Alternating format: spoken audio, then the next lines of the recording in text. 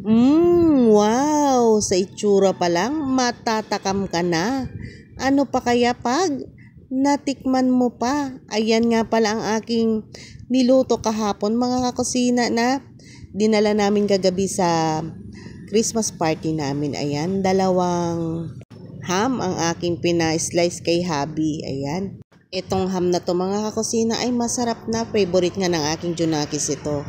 Pero mas lalo pa nating pasarapin kako nga. Gawan natin na siya ng sauce. Ayan nga pala mga kakusina. Si hubby na ang nagpiprito. Habang ako naman ay nag-aayos ng naprito na niya. Ayan, sinalansan ko sa magandang lalagyan. Para hindi naman nakakahiya kako sa pagdadalhan natin. Ayan mga kakusina, at inassemble ko lang itong ham na naprito ni hubby, and then pagka-assemble ko nga nito ay magluluto naman na ako ng kanyang sauce. Ayan, pinatorch ko na rin kay hubby yung pineapple mga kakusina para medyo mamula-mula. Ibabaw ko lang naman kasi yan mga kakusina, kaya okay na yung ganyan kako kay hubby.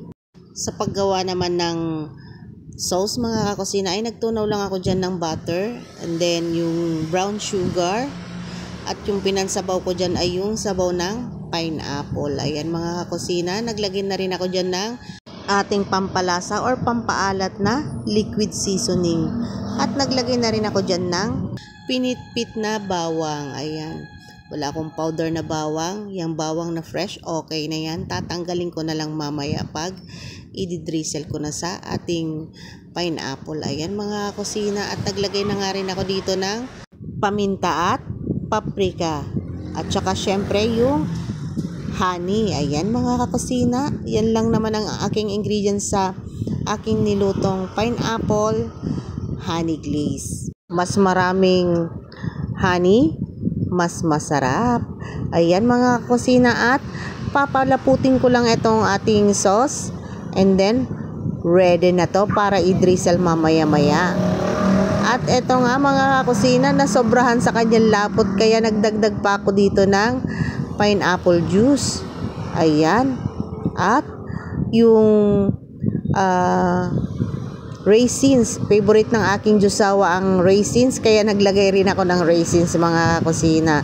At ito nga, ready na talaga siyang i-drizzle sa ating napritong ham. Ayan, grabe mga kakusina, ang bango, napakasarap ng kanyang amoy. At ayan, yung ating pineapple, linagay ko na rin.